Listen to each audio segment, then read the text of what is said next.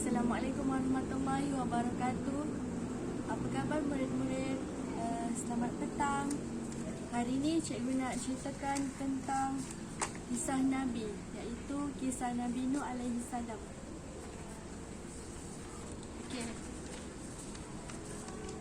Nampak tak gambar yang cikgu lukis ni? Ni dipanggil bahtera yang Nabi Nuh buat.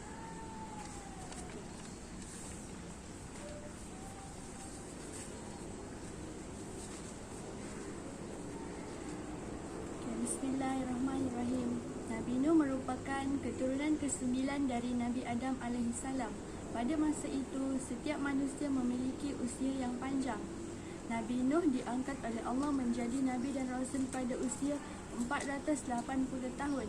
Sepanjang usianya tersebut, Nabi Nuh terus berdakwah dan mengajak kaumnya tanpa kenal lelah.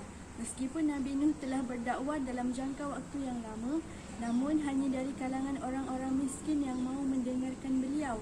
Hal ini mengakibatkan kaum Nabi Nuh yang merupakan orang berada dan kaya raya tidak mahu mengikuti ajaran Nabi Nuh kerana mereka tidak sudi berdekatan dengan orang-orang bawahan. Mereka menganggap bahawa derajat mereka lebih tinggi daripada Nabi Nuh dan para pengikutnya. Bagi kaum yang derhaka itu, Nabi Nuh merupakan manusia biasa yang tidak mempunyai kelebihan apapun. Alasan itulah yang mereka gunakan untuk tidak mentaati ajaran yang dibawa Nabi Nuh. Para pemimpin kaum yang kafir itu kemudian berkata bahawa mereka akan mengikuti ajaran Nabi Nuh jika pengikutnya yang terdiri dari orang-orang miskin itu dihalau terlebih dahulu. Tentu saja Nabi Nuh menolak permintaan mereka. Penolakan itu membuat para pemimpin kaum yang kafir merasa kesal kemudian menentang Nabi Nuh. Jika memang kederhakaan mereka kepada Allah akan mendatangkan azab yang besar, maka mereka meminta Nabi Nuh untuk segera mendatangkan azab yang besar tersebut. Begitulah sikap kaum Nabi Nuh yang sombong dan angkuh. Mereka menentang Nabi Nuh dan mereka juga menentang murka Allah. Mereka kemudian bergegas meninggalkan Nabi Nuh. Sebahagian dari mereka bahkan berteriak dan mengejek Nabi Nuh sebagai orang gila yang tidak sedar diri. Dengan demikian kaum Nabi Nuh yang derhaka itu tetap melakukan penyembahan terhadap berhala dan tidak mempedulikan ajaran Nabi Nuh untuk bertaubat. Mereka menyembah patung-patung yang mereka anggap sebagai Tuhan kerana sesuai dengan ajaran mereka yang sejak dahulu. Allah kemudian memberikan petunjuk kepada Nabi Nuh agar membina bahtera kapal yang besar. Bahtera kapal tu yang cikgu tunjuk tadi tu. Lepas tu, dan demikian kaum Nabi Nuh yang derhaka itu tetap melakukan penyembahan terhadap berhala dan tidak mempedulikan ajakan Nabi Nuh untuk bertaubat. Mereka menyembah patung-patung yang mereka anggap sebagai Tuhan kerana sesuai dengan mereka sejak dahulu. Allah kemudian memberikan petunjuk kepada Nabi Nuh agar membina bahtera kapal yang besar di puncak bukit. Meskipun dikerjakan bersama dengan para pengikutnya, ternyata pembuatan kapal tersebut memakan waktu yang lama. Nabi Nuh diuji kesabarannya menghadapi kaumnya yang memandang pekerjaannya itu sebagai pekerjaan orang gila. Mereka mengejek Nabi Nuh sebagai orang bodoh kerana tidak membuat kapal di laut, malah membuatnya di atas bukit. Salah seorang dari mereka telah berkata, "Lihatlah apa yang dilakukan Nuh. Dia dan para pengikut bodohnya membuat kapal di atas bukit." Nabi Nuh dan para pengikutnya tetap tegar dan terus bekerja menyelesaikan bahtera kapalnya. Bukan hanya orang-orang sekitarnya, malah anggota keluarga Nabi Nuh sendiri ikut meremehkan ajakannya untuk membuat kapal. Isteri Nabi Nuh dan seorang anak lelakinya yang bernama Kanaan terpengaruh keadaan dan menjadi derhaka kepada Allah dan Nabi Nuh. Dengan bimbingan Allah, Nabi Nuh dan para pengikutnya telah menyelesaikan pembuatan bahtera kapal tersebut. Allah kemudiannya memerintahkan Nabi Nuh untuk bersiap-siap kerana bumi telah diperintahkan untuk melancarkan air dari dalam perutnya dan langit mulai hujan lebat. Nabi Nuh kemudian mengisi bahtera kapalnya dan para binatang dan burung-burung terlebih dahulu.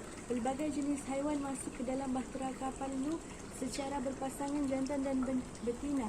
Tidak ada seekor haiwan pun yang terlewat kerana Nabi Nuh menunggu para haiwan masuk dengan sabar. Bahtera yang besar itu ternyata dapat menampung segala jenis haiwan yang telah masuk ke dalamnya. Dalam sekejap banjir melanda seluruh bumi yang mengakibatkan seluruh daratan mulai menghilang. Nabi Nuh yang berada di atas kapal terus berdoa kepada Allah untuk diberi keselamatan.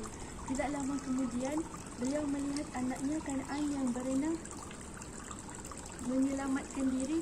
Nabi Nuh merasa tidak sanggup dan berusaha menyelamatkan anaknya itu. Namun Kan'an masih keras kepala. Ia malah berenang menuju ke darat yang masih tersisa kerana berfikir ia akan lebih selamat di sana. Namun Allah berkehendak lain. Ombak besar datang ke arah Kan'an. Ia pun akhirnya tenggelam di gulung ombak. Tidak lama setelah sebuah kaum Nabi Nuh yang derhaka tenggelam, banjir pun beransur surut. Nabi Nuh bersama para pengikutnya dan haiwan-haiwan yang berada di dalam kapal mulai keluar perlahan-lahan dan mula membina tempat tinggal mereka yang baru. Demikianlah kisah Nabi Nuh alaihissalam dalam membuat kapal. Semoga kisah ini bermanfaat untuk kita semua. Okey. Apa tu maksud menyembah berhala tu? Menyembah berhala tu macam kita menyembah benda-benda lain macam pokok, matahari dan sebagainya. Kita hendaklah menyembah Allah yang satu. Lepas tu pengajaran daripada cerita ni,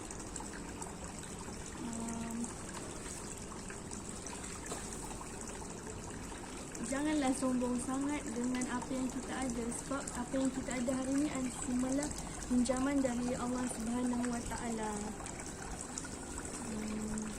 Okay. Kisah ini diambil dari ayat surah Al-Ankabut ayat 14.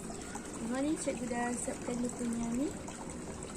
Okey, dan sesungguhnya kami telah mengutus Nuh kepada kaumnya, maka ia tinggal di antara mereka 1000 tahun kurang 50 tahun. Maka mereka ditimpa banjir besar dan mereka adalah orang-orang yang zalim.